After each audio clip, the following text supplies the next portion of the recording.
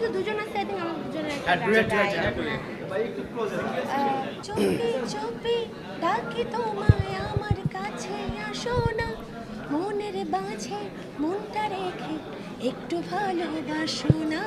চুপি চুপি ডাকি তোমায় আমার কাছে আসো না, মনের মাঝে মনটা রেখে একটু ভালোবাসো না।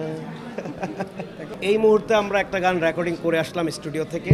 মাত্রই আমাদের নতুন গানের রেকর্ডিং হলো, তারপর তারপর আমরা আরেকটা গান রিলিজ হয়েছিল এই এক মাসের মধ্যে, তোমায় ছেড়ে নামে একটি গান অলরেডি রিলিজ হয়েছে এবং খুব ভালো রেসপন্স পাচ্ছি নতুন একটা চ্যানেল থেকে, বাট খুবই ভালো রেসপন্স পাচ্ছি। গানটি আপনারা ইউটিউবে নতুন সার্চ দিলেই নতুন গানটি আমাদের পাবেন দুইজনের। না আসলে অবহেলা পাচ্ছে না, আমার দৃষ্টিকোণ থেকে আসলে অবহেলা পাচ্ছে না, কারণ আপনি নিজেই বললেন যে বেটার কোয়ালিটির গান অবহেলা পাচ্ছে, বাট বেটার কোয়ালিটি বেটারই থাকে। আর ভিউয়ার্সগুলো যেই গানগুলো ভিউ হয়ে যায় সেগুলো কমেন্ট বক্সে দেখলে আপনারা বুঝবেন গানগুলো ভিউ হলো, গানগুলোর কতটুকু গ্রহণ করেছে মানুষ, এটা আসলে ওদের কমেন্ট বক্সে গেলেই বুঝতে পারবেন।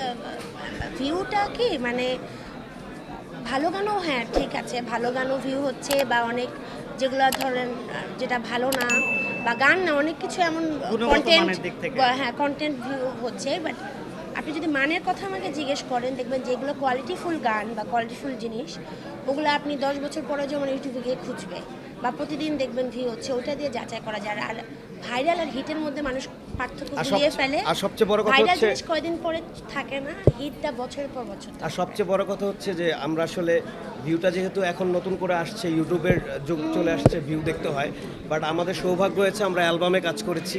আমাদের যার যার মৌলিক অ্যালবাম আছে এবং আমার 2টা অ্যালবাম আছে, সলো অ্যালবাম এবং অগণিত মিক্সড অ্যালবামে কাজ করেছি। তো আমাদের ভিউ নিয়েও খুব একটা পেইন নেই, ভালো গান করতে চাই, ভালো গান করে যাচ্ছে। কাভার সং আমি এটার পক্ষে, কারণ কাভার সং যারা করছে ওরা গানগুলোকে বাঁচিয়ে রাখছে বা নতুন করে ভালোবেসে গাচ্ছে। বাট আমি বলবো যারা গাচ্ছে কাভার সং, তাদের নিজের গানও অবশ্যই কাভার করুক বা নিজেরও একটা দুটো করুক, কারণ একটা দিন শেষে কিন্তু একটা শিল্পী বেঁচে থাকে যখন নিজের গান থাকে। কাভার গান কে করলে এটার মানুষ মনে রাখে না।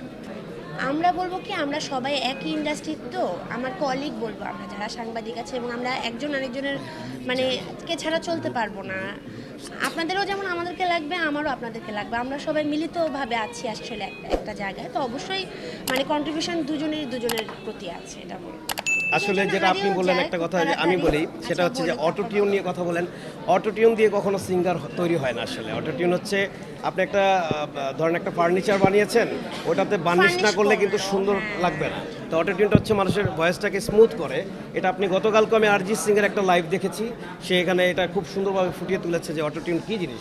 যারা না বুঝে অটোটিউনের কথা বলে, আসলে আমার মনে হয় ওই ব্যাপারটা একটু জানা দরকার। আসলে অটোটিউনটা খুব বেশি খারাপ কিছু না, গাইতে না পারলে অটোটিউন কোনো দিন কাউকে সিঙ্গার বানাতে পারে না। আর শিখে আসা না আসা গান হচ্ছে ছোটবেলা থেকে অনেকে শিখেই অনেক ভালো গাবে তা কিন্তু না, এটা হচ্ছে আল্লাহ প্রদত্ত একটা ব্যাপার থাকতে হয়। হ্যাঁ যে হ্যাঁ শিখলে একটু পলিশড হয়, বাট ভিতরে যদি কারো গান না থাকে, আমার কাছে মনে হয় গানই একটা মাত্র জিনিস যাকে কোনোভাবে জোর করে করানো যাবে, এটা ভিতরে থাকতে হবে।